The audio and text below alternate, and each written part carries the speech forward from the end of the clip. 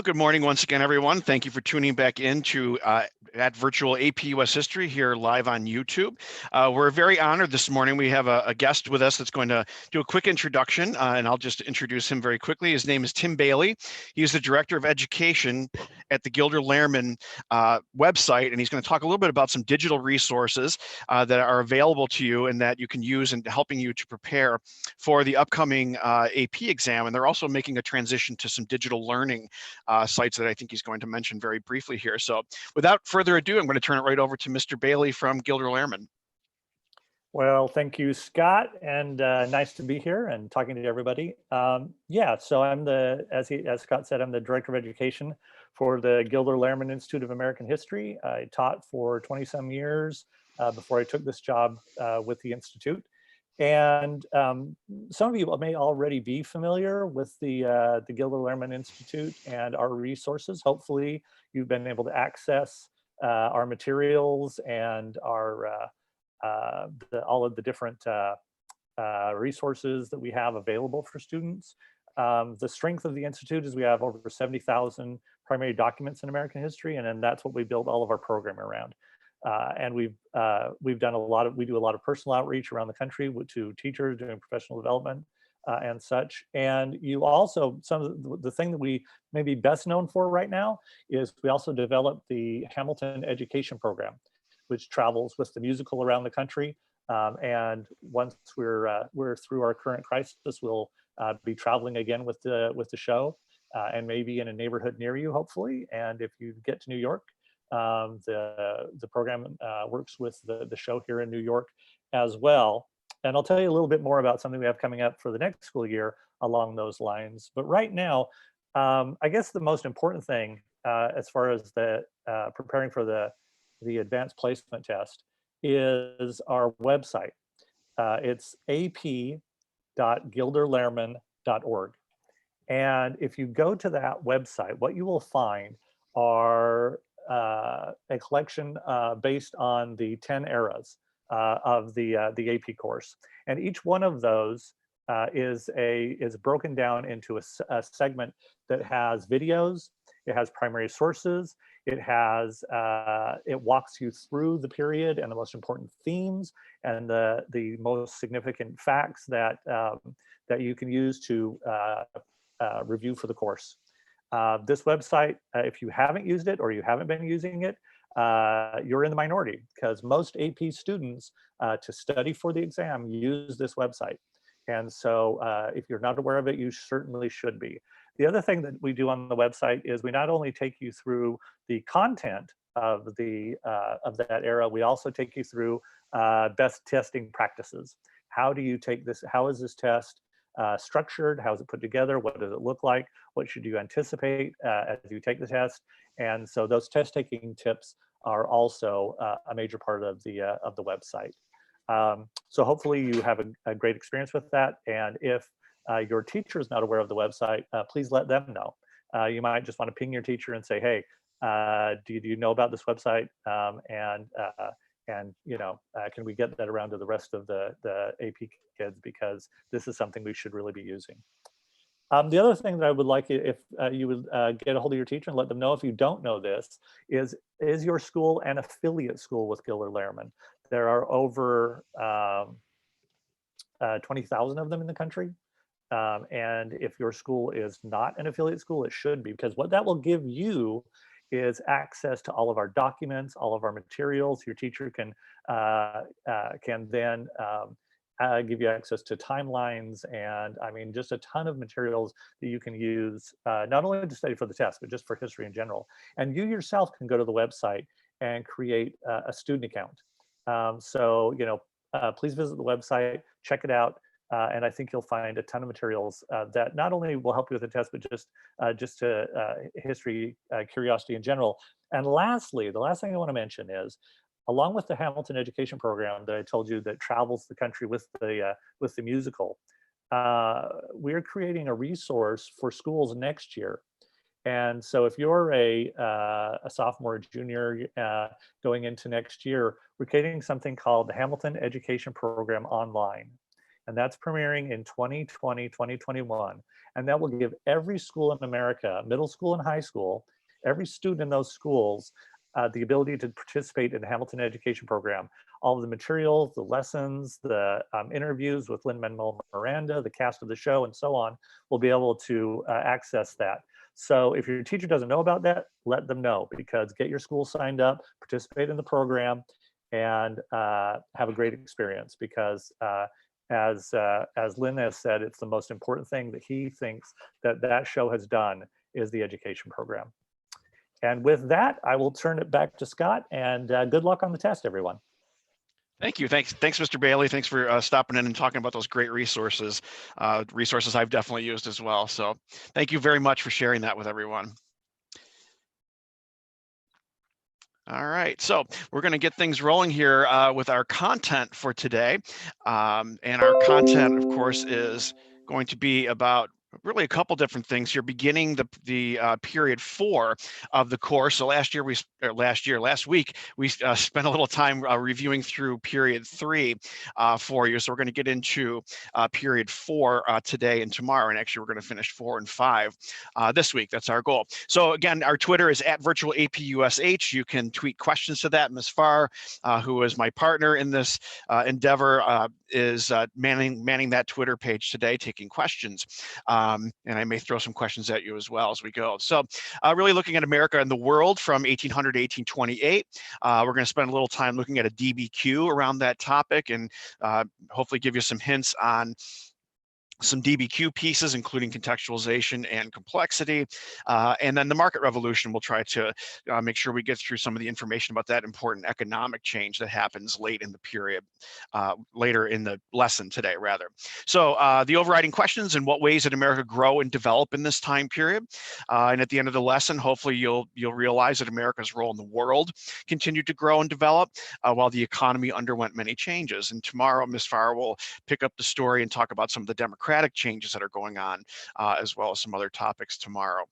So the Jeffersonians, as we talked about a little bit last week, the Jeffersonian political party wins the election of 1800 and then goes on to win the next 5 elections. So we have 6 straight terms of Jeffersonian Republican presidents, all of them from Virginia, all of them following essentially the same political philosophy as Jefferson. So something to think about is how different is this than what life was like under the Federalist presidents, under Washington and under Adams. So Jefferson, of course, has a different style of things. So as we'll see in a couple examples here, and you notice that the election actually is a really interesting election. It's a very divided country that Jefferson wins. And if you look at the bottom there, Jefferson and his vice presidential candidate Burr actually tied.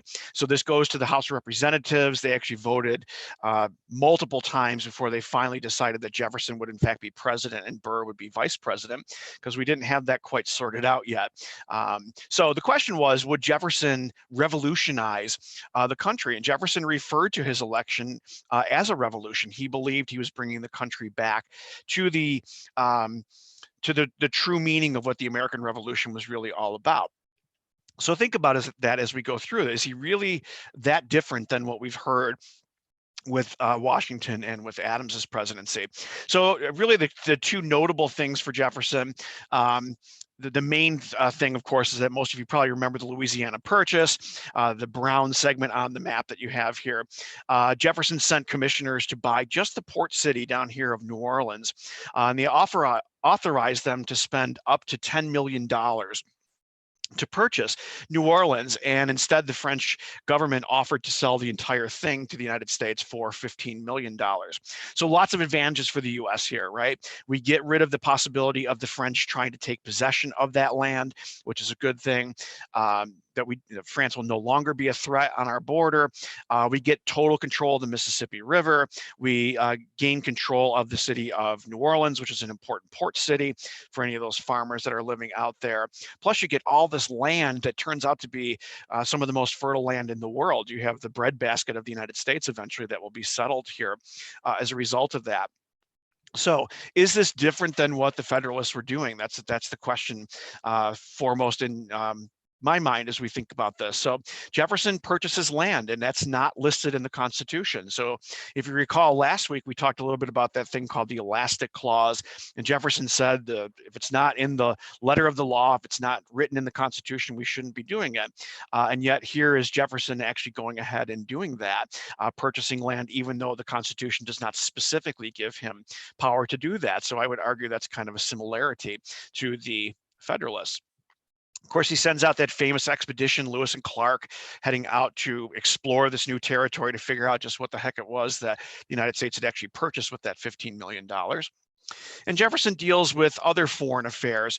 The Barbary pirates seem to be a really popular topic among historians lately with him. The Barbary pirates, the Barbary states were the states of North Africa, and the governments of those countries basically allowed pirates to attack shipping unless countries paid basically a bribe to those governments. So Jefferson has to deal with this, and he actually sends the Navy into action in a war that is not declared officially by Congress. So again, you can think about, is that similar to what was happening with Adams and Washington? I would argue that this sounds a little bit like the quasi-war that we talked about on Friday with Adams. And the Chesapeake affair, where an American ship was boarded by a British ship. Sailors were impressed. It was just off the coast of Virginia. So what does Jefferson do? He imposes an embargo. He tries to find an economic way out of the situation. Remember, we don't want to go to war with England or France because they're still at war, of course, in the wars of the French Revolution. So the idea here was that we just won't trade with anybody anymore. And the goal ultimately fails. The embargo does not work. It was a disaster politically. Jefferson actually uses some pretty strong-handed tactics to try to enforce that embargo, which sounds a little bit uncharacteristic of him. He does not typically like government power, if you recall from Friday, but here he was wielding that power for sure. So this is a great little political cartoon. So what is the point of view of this political cartoon about the embargo? I'll just give you 30 seconds to kind of read through this.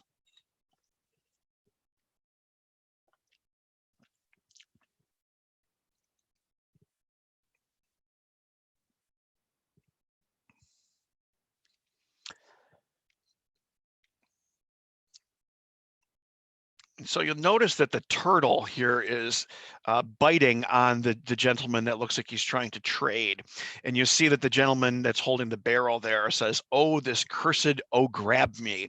So they're doing a little play on words here, because if you take that word, "oh, grab me," and spell it backwards, of course, that is the word embargo. So this is the point of view of this, of course, is opposed to the embargo. This would be a group of people that does not agree with what was going on with that embargo, this cutting off of trade with the rest of the world. So again, was it a continuity or a change? I kind of asked you to think about that. So if you're watching this not in the live window, you can pause here or come back to it a little bit later, but lots of different examples with my students in my classroom. Typically, we spend a little bit more time talking through some of these things, but the continuities here are some of the things that I talked about. The Louisiana Purchase, using implied powers, which is something that Jefferson didn't like when Hamilton did it. But of course, here he is doing that. So and speaking of Hamilton, if you want to understand Washington's cabinet, that cabinet battle #1 really talks a lot about the bank, which is a good thing. It's a great little version of that. So the Embargo Act is another thing we talked about here. So lots of continuities that you could make the argument that Jefferson really is not all that different than the Federalists. But then over here, of course, we have a whole bunch of things that are differences, changes that he makes. He's sending the Navy to fight the Barbary pirates. Which the Federalists, of course, had not done that. So Jefferson leaves the presidency after 2 terms. Remember, Washington set that precedent. So really the things we've been talking about are the background. So just go through the war kind of quickly here with you. So causes included things like the British were interfering with our shipping. They're impressing sailors, which does not mean, "ooh, wow, I'm impressed." It means kidnapping, essentially. They're taking them into the British Navy and forcing them to serve, claiming that they were deserters from the British Navy, which of course is offensive to a nation that views itself as independent. Other causes, remember the British are the big bad guys in the Revolution. If we tell that story as sort of a morality tale, right? The British are the bad guys and the Americans are the good guys. And of course, the British are still up in Canada, and there's a belief that the British are stirring up Native Americans in the Northwest Territory there, the same region that we talked about with an important Indian rebellion back after the French and Indian War. And the British had not left those posts that you see here that they had agreed to do actually in the treaty that ended the American Revolution. And then they agreed to do so again 11 years later in Jay's Treaty. So they're still there. They're still kicking around. And then you have a bunch of younger, more aggressive congressmen that get elected in 1812. And they want land, and they think that they can take land not only from the Indians here that you see in the image, but also Canada. There's this mistaken belief that Canadians were just waiting for the Americans to show up and turn them into another American state. And we're going to find out that that's not at all what happens in this war. So there's lots of reasons why we're stirred up about the British. Remember, Jefferson tends to be more pro-French in foreign policy, so there's some little consistency there. Sadly, the city of Buffalo, right where I live, was actually burned in the War of 1812, burned to the ground by the British. This was in retaliation for the Americans burning a town that was in those days known as York. Today it's called Toronto. So little tough news for my locality in this one. And the British also burned the White House in that war. They attacked Washington, D.C. and successfully burned the White House down. You can see in the image that's here during that war. So hopefully you're getting the sense here that the war doesn't really go all that well for the Americans, unfortunately, early on. But then the British try to sail into Baltimore and to take that city, which was a much more valuable port city in those days. So, and they were stopped by Fort McHenry, and there's a very famous song that's written by Francis Scott Key as he watches this battle, and of course that becomes the basis of our national anthem. So our national anthem kind of grows out of eventually this war, and so we're able to turn the British back. Important to remember that the British are also fighting a life and death struggle in Europe at the time. They're fighting against Napoleon. So they're not just fighting the United States here.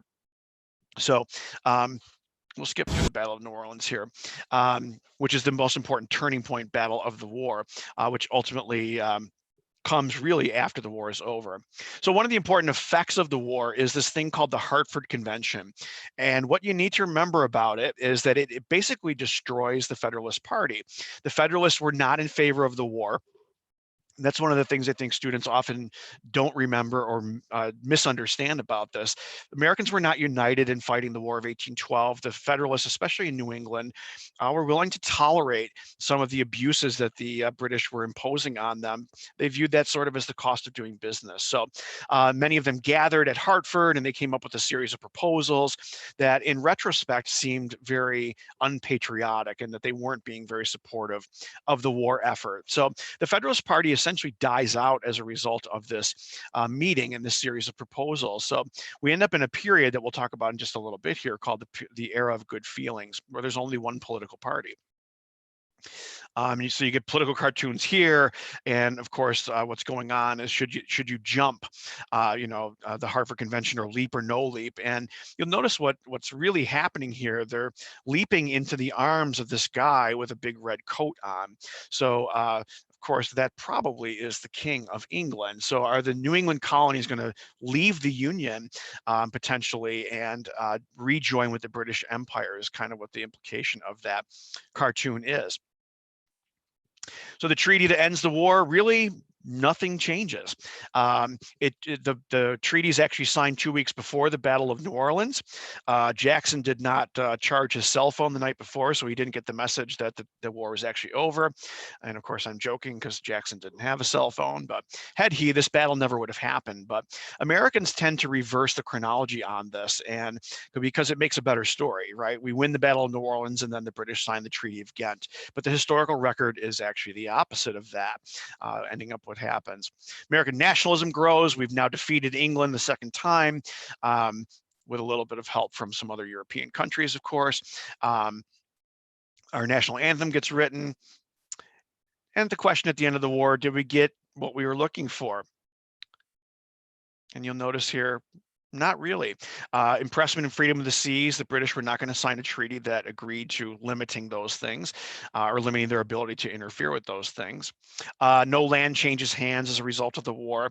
And the people that really end up losing here are the Native Americans who, in the Western theater, people like Tecumseh, who had actually allied with the British. Once the British, again, are removed or defeated, they end up losing more land to the United States. So moving on to beyond the War of 1812. So I'm going to do this really more as an argument, thinking about this as an argument, the extent to which the War of 1812 increased nationalism. So do the things that we're going to talk about in a second here. Are these examples of nationalism going up, or are the examples of us becoming less nationalistic or more separated into regions is the idea. So if my thesis is America emerged from the War of 1812 with a greatly renewed sense of national unity, but the issue of slavery threatened to weaken this growth of nationalism. So that's going to be my argument. And let's see what we come up with here for some evidence for this. And then we'll do a little DBQ work after that.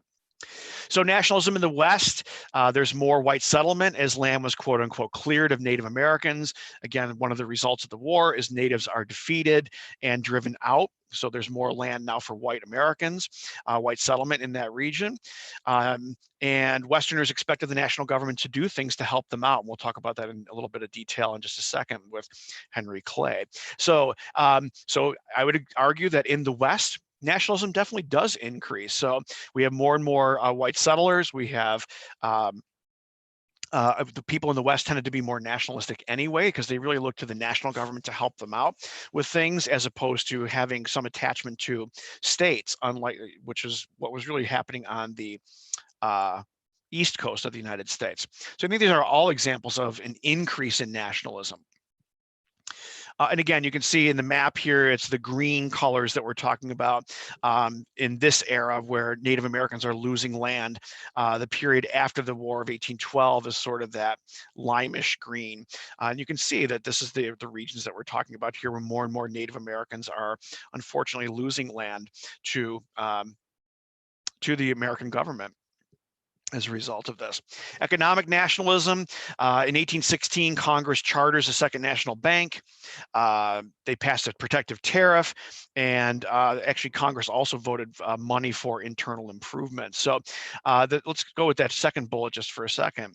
And let's do this as a Twitter question. So here you have the Jeffersonian Republicans chartering a bank and passing a protective tariff.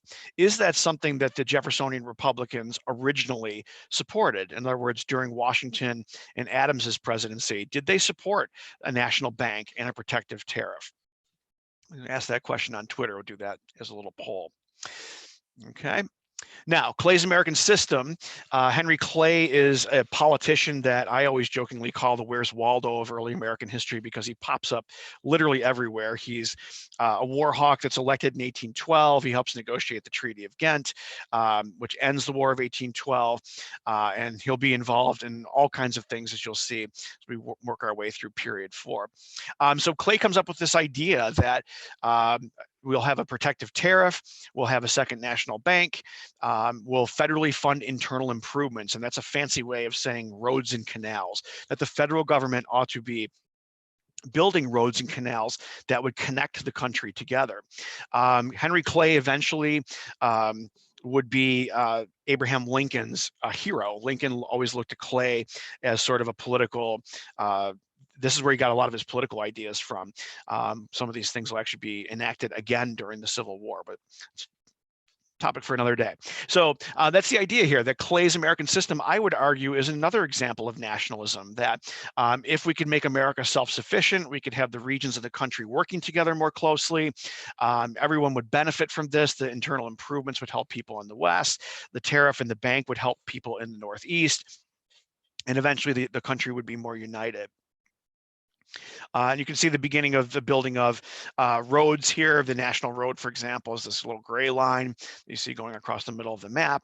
In the state that I live in, we always, in 7th grade, they spent a lot of time learning about the Erie Canal, which is actually built by the state, not by the national government, because a lot of people weren't willing to believe or willing to weren't willing to allow the national government to be that involved in the economy. Politically speaking, Federalist, as I mentioned before, Federalist Party's gone. So there's only one political party, so you don't quite have that nasty partisanship that we had back in the 1790s. And then one of the key figures from this period is John Marshall. And the thing to remember with Marshall is that his decisions tended to strengthen the national government. So in my classroom, I always refer to John Marshall as sort of the last Federalist, because Hamilton, who was the great leader of the Federalists, of course, he gets killed by Aaron Burr.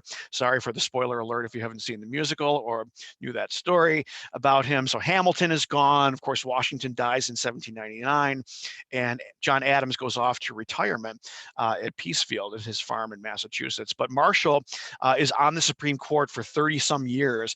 He gets on the court in 1801. And remains there until he dies in the 1830s. So he's around for a lot. So Marbury versus Madison is the most important case, where he decides that the federal government, the federal court, has the right to declare laws unconstitutional, a power called judicial review. And that is very much an increase in the power of the court. Some of the others, McCulloch versus Maryland, where he rules that the national bank is in fact constitutional. And congrats to all of you that got that question right that I asked a few minutes ago, that the Jeffersonians actually were opposed to the bank initially. And then, of course, they actually re-up it during Madison's presidency. So McCulloch versus Maryland, I know there's a lot of M's here. And McCulloch versus Maryland is the case about the bank, and lots of other cases. Gibbons v. Ogden is the steamboat case, that as one state can't create a monopoly over a waterway that's actually shared by more than one state. Gibbons, the easy way to remember that one is Guy in Boat, G-I-B, right? Guy in Boat, steamboat case. So politically, there's some nationalism here. We have a sort of general agreement on programs. You have John Marshall that's issuing decisions that are strengthening the national government. And the example of something that's not an example of nationalism, of course, is the Missouri Compromise.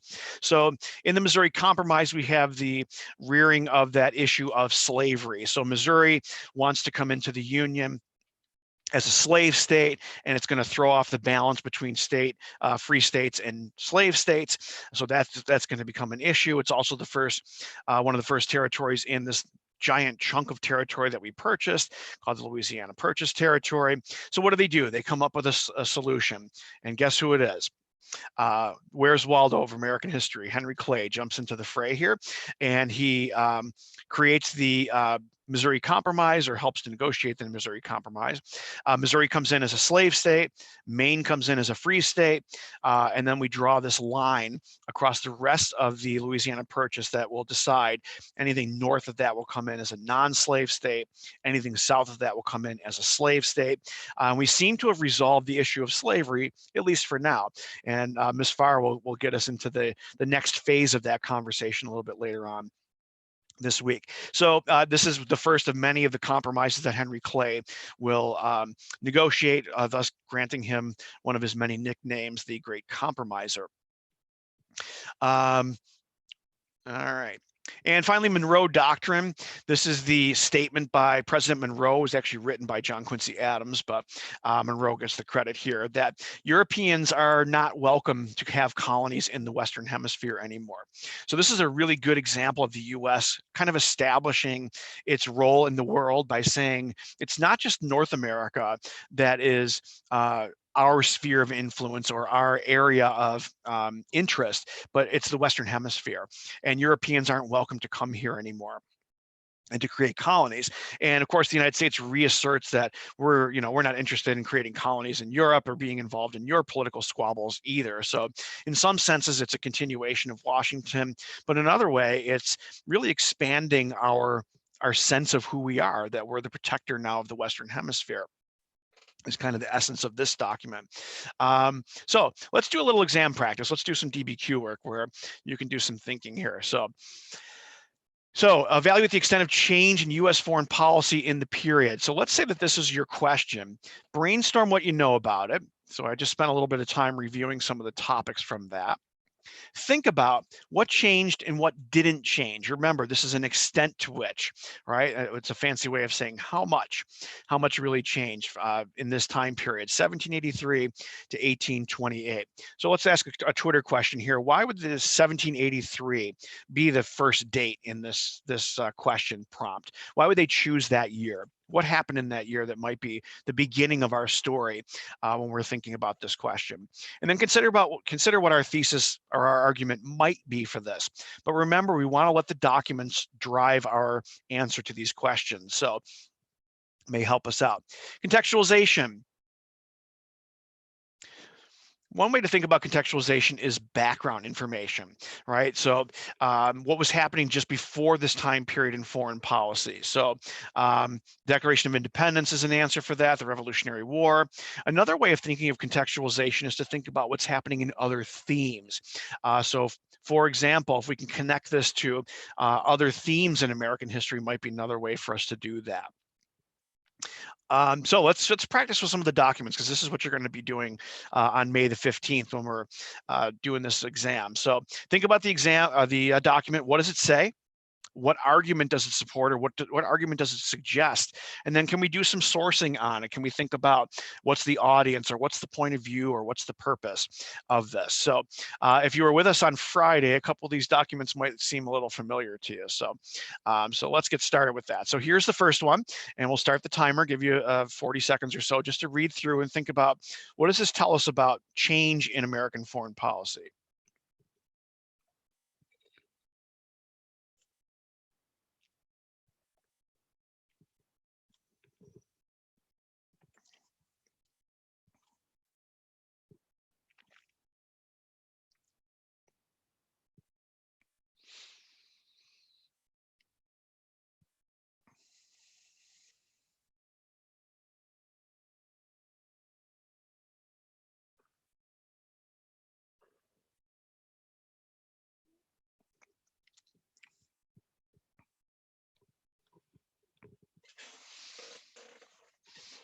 All right, so when we look at this doc, obviously it's the first one in our DBQ. Yes, the 1783 date is very intentional. That is the signing of the Treaty of Paris of 1783 that ends the American Revolution. So notice the DBQ doesn't start with that. So that might be a great piece of outside information that you could use to get going here, because we started off in 1793 with the document. So, okay, so Neutrality Proclamation, hopefully you remember from Friday or from whenever you studied it with your teacher, that Washington, of course, promotes this idea of neutrality, which is what he's talking about here. 1793 is when war breaks out in Europe between France and its neighbors.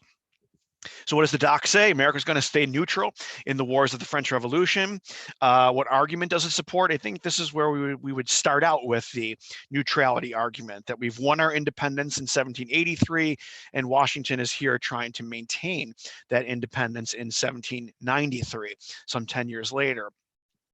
What can I do to source this document? Well, what's the situation that Washington sits down and writes this? Europe's at war because of the French Revolution. So does that color, or does that help you to understand more deeply what this document is really all about? It's not like Washington was sitting around bored one day and decided just to write a letter to declare our foreign policy this way. Right. And the purpose is to show that America is not going to follow the Franco-American alliance, that we are not going to help France in any military way in the wars that are now breaking out in Europe. So this might be a starting point for us. So let's take a look at Doc 2.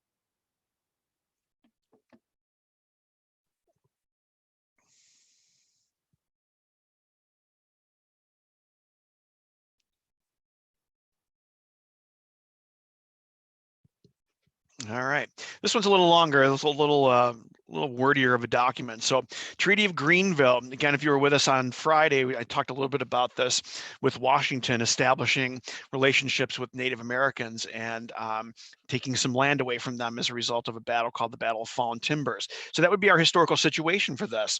That if we knew what had happened just before this and could put this in context. So America is agreeing to peace with Native American tribes. That's what it says. And for argument, what does it show? America is settling land claims within North America. Obviously, this isn't a neutral thing if we're going to war with a Native American tribe, but this isn't a European country that we're dealing with here. This is a Native American groups that are on the western frontier of the United States. It's not with regard to Europe. So we might identify that Washington is following a little bit different policy here with the Native Americans than the one that he's following with Europeans. This is one example. And again, purpose is to define what lands would remain in Native hands and which would not.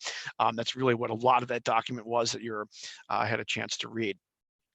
All right, let's try this one. Again, if you were with us on Friday, this will be very, very familiar to you. So we'll get the timer started.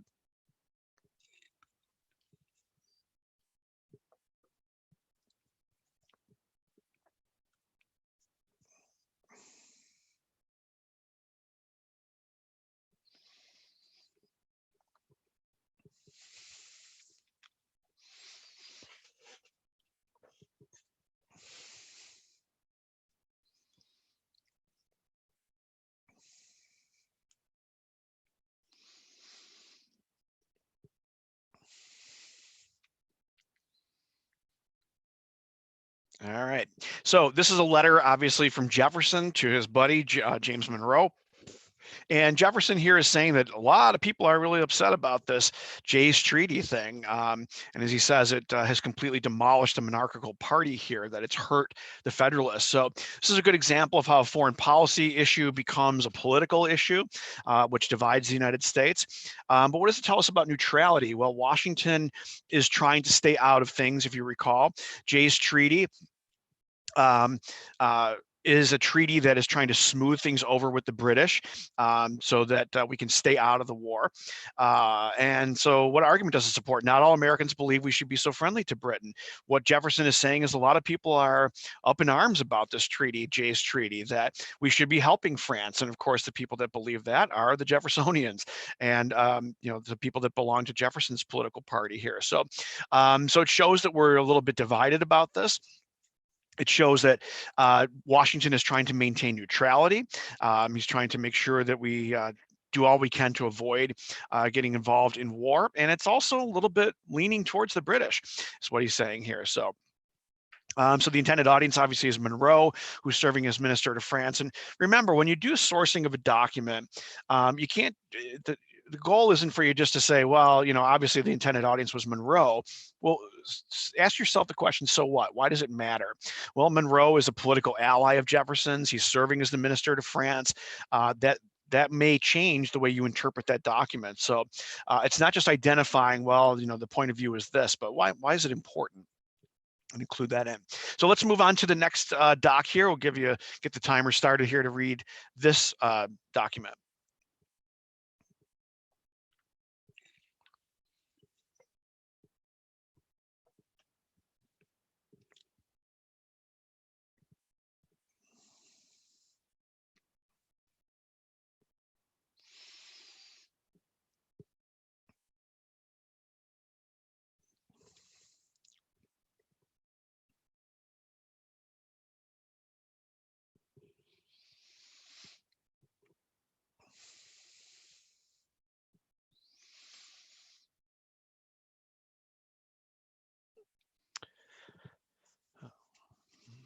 All right, so we have a U.S. consul at Tripoli. So hopefully if you knew a little geography here, Tripoli, of course, is in the modern day country of Libya, North Africa. This is one of the Barbary states. And so what is this person suggesting about the Barbary states? Notice the date, it's May of 1800. Right? This person is saying that we're going to have some trouble if we don't pay the Pasha Triple, if we don't pay those fees, basically the bribes or blackmail to them, what does it support? America was willing to act to defend its rights to freedom of the sea. So he's arguing, this consul is arguing, that we need to have a stronger military presence in the Mediterranean. So historical situation of that, obviously the Barbary pirates are attacking ships, and that's why he's asking for help. He's saying we need to do some more here. Purpose is to encourage the government to do that. And as we talked about a little earlier today, Jefferson actually does do that a little bit later. So we send our military into action, the US Navy, to fight the Barbary pirates. So is that an example of neutrality or not? Thinking about the big picture of our question. So something to think about. All right, let's try this one. We'll start the timer on this. How does this help our argument, or doesn't it?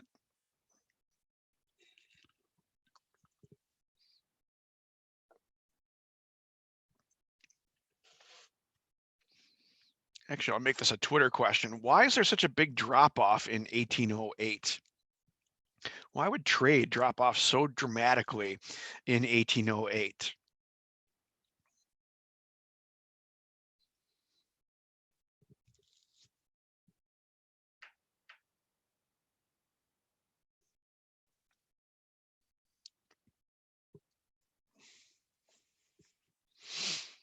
All right, hopefully you're inundating Twitter with the answer to that question. So this is a chart that shows us about trade. So if we're looking at America's role in the world, obviously we're trading, and our trade is increasing over much of this time, little drop off here. But then we see this massive drop off that happens in 1808, which is the effect of a policy that went into effect in 1807. And hopefully the answer to that question grabs you, like, oh, grab me. So Joe's pattern of trade, it demonstrates that our trade was reduced a lot, and the answer, of course, is the embargo, which shows that. So this is Jefferson's attempt to maintain neutrality, at least in the arena of European wars in this case. So, all right, document 6. Let's try to read this one. Get the timer started for you.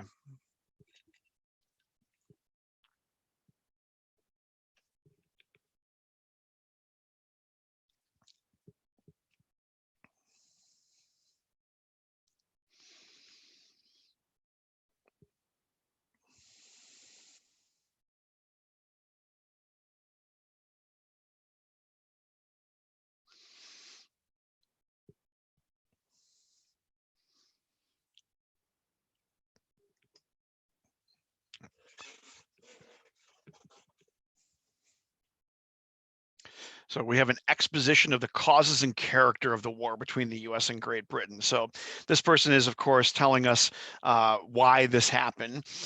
So he basically says America has been connected with France and Britain has been less than friendly to the new United States. The argument that it supports is these are reasons why eventually America went to war with Britain as opposed to going to war with France. And so some examples here, point of view, is that England has been the enemy of America since going back to the American Revolution. He's putting this, the War of 1812, in the context of what was happening in the relationship between the U.S. and Britain, dating back to the American Revolution here, and that he certainly is also justifying why the United States went to war with Britain in that. So we got one more document. Give you just a little time here.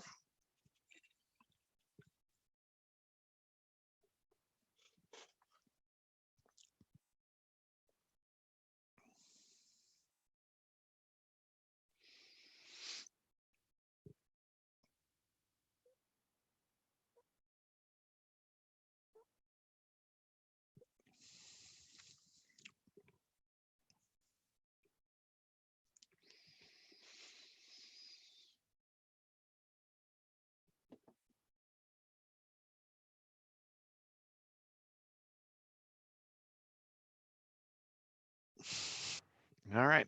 So document 7 here is John Quincy Adams, and he's talking about our role in the world. And if you recall, when I talked about the Monroe Doctrine, I mentioned to you that it was actually John Quincy Adams's idea. So what argument does it support? This is kind of similar to that first document, if you recall, where Washington was saying we want to trade with everybody, but we want to be neutral. So it's reasserting that neutrality. Of course, we're after the War of 1812 here in this document, a little bit later in the time period. This is the author of the Monroe Doctrine. It's as I mentioned, it's Quincy Adams's idea. It reiterates America's friendship and independence in the world. So we're trying to maintain that here. So these are the docs, right? We have the Neutrality Proclamation, the Treaty of Greenville with the natives, Jay's treaty letter from Jefferson, the Barbary Pirates comment, the chart on trade, and then the Causes of War of 1812, document that we just spent a little bit of time in. So remember the question, analyze the extent of change. How much changed in American foreign policy? So what changed? First of all, we stayed out of the French Revolution wars, but then we became involved in a war with England, and then we returned to neutrality. So there's a sort of a couple things here, kind of a couple waves going on. So it's not it's not a simple story, and history isn't a simple story. So we managed to maintain neutrality, but then we ended up getting involved in a war that was connected to those wars of the French Revolution. And then after that war, we go back to our policy of trying to stay neutral from European troubles. So we kind of see that here. And then there's some other things that are going on where we have wars that are happening with native people, and we are taking warlike actions against the Barbary pirates. So we have some other examples where we're not really maintaining neutrality in those two situations. So if we wanted to add a little bit more to that story, what stayed the same? The desire to maintain America's independence. Some people refer to the War of 1812 as America's second war of independence, for example. We're trying to defend our trade. Conflict with Native Americans certainly does not change in this time period. That remains the same as well. It's the same policy that we've seen early on and that you'll see a little bit later tomorrow. So a little note about complexity, and we'll just kind of introduce this idea here, and we'll come back to it a little bit later. But this might help you to understand what the difference between a simple argument and a complex one is. So the column on the right-hand side here are some questions to ask yourself about your essay. Are you giving different points of view, different evidence? Can you account for why evidence is different? Does the essay sound like you know what you're talking about? Does it focus on multiple themes? Does it draw connections to other places? Now, please understand, for you to get the complexity point in the exam does not mean you have to have every single thing that's in the list here.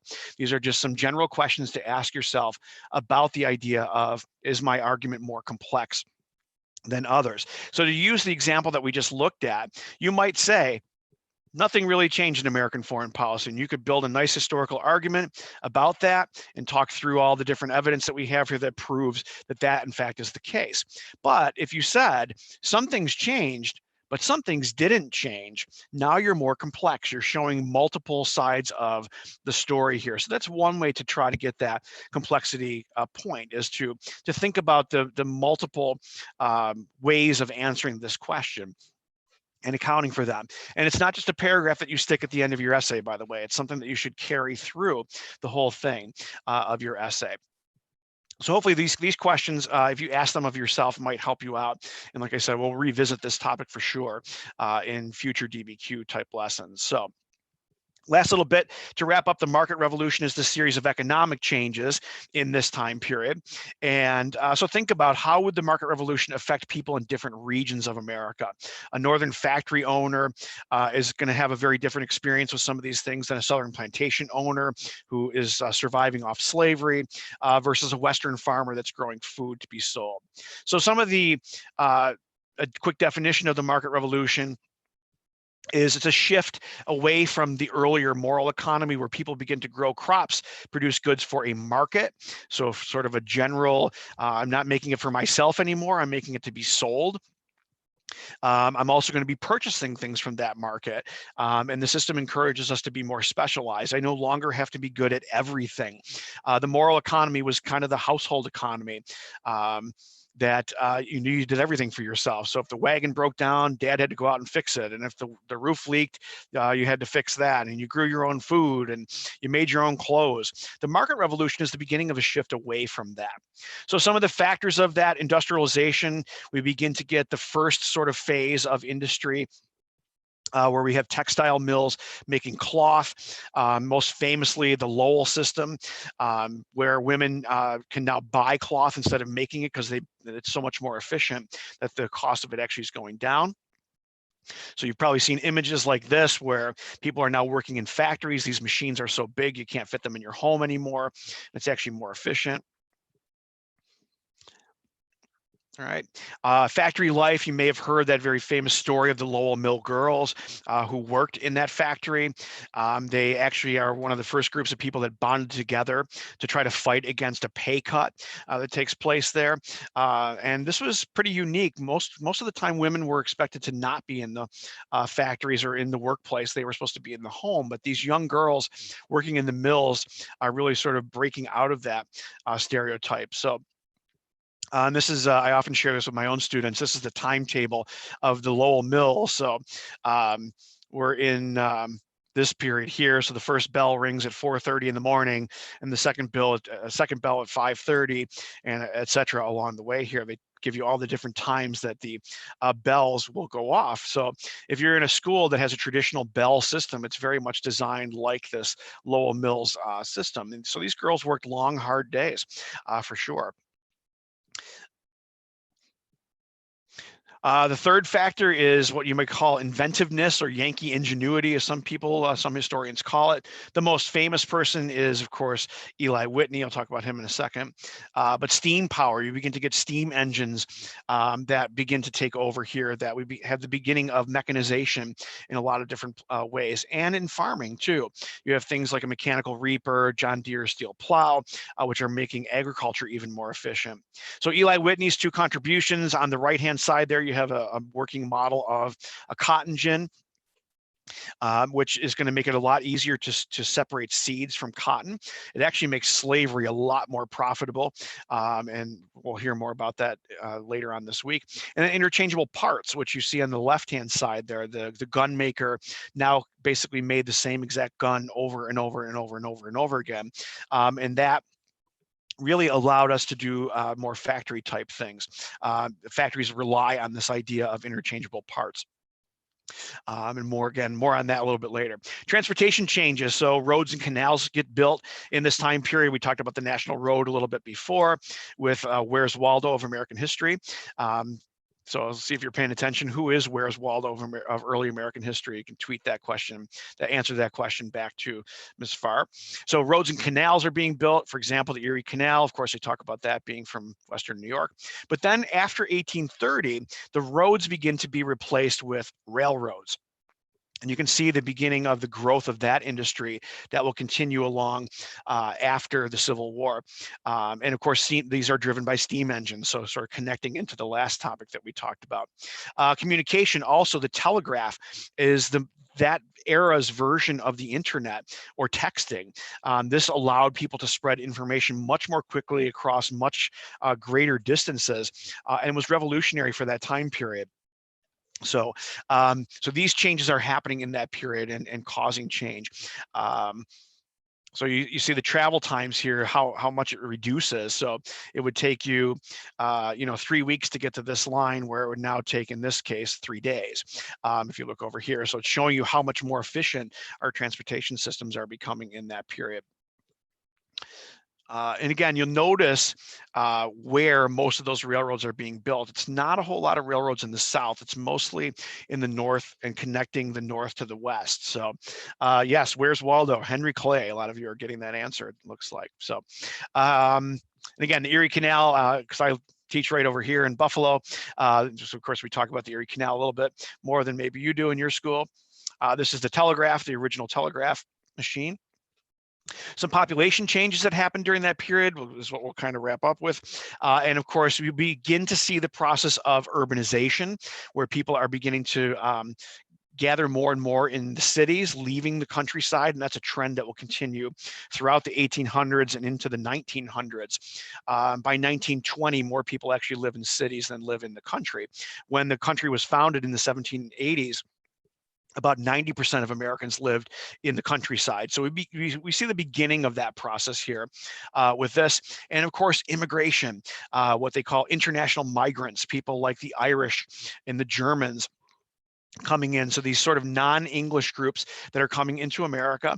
And as is typical of immigration in most periods, when we have this spike of immigrants, you get a spike in a reaction to that. We'll talk about that very quickly here in just a second. So population centers, you can see the large city, the only large city in the largest city in America was New York. The yellow, a couple of the green ones here, Philadelphia and Baltimore. Notice what happens by 1860. And hopefully you see a huge difference here. We don't even have purple and blue size cities in this map because they just weren't that big. But by 1820, you can see that we have cities that are reaching up to 1 million people. And again, most of them located up here in the Northeast, with only a handful in the South. And even some of these bigger cities out here in the Midwest, Chicago and St. Louis and Cincinnati. So again, effective urbanization here. This is a little graph on German immigration going way up, as you can see in that time period. And of course, Irish, you can see the big spike here. And so what's the reason, we'll make this our last Twitter question for the day. What's the main reason why so many Irish were immigrating to America in the 1840s? What was going on there? And the more Irish that come to America, of course, you have this nativist reaction to it. There's eventually the formation of an anti-immigrant political party called the American Party, or the Know Nothings. This is a political cartoon that is, of course, criticizing the Irish for alcoholism, because he's got a bottle of rum up here, and the possibility of violence because he's got a lit torch here next to a barrel of gunpowder. So this is a very stereotypical view of Irish immigrants that you see there.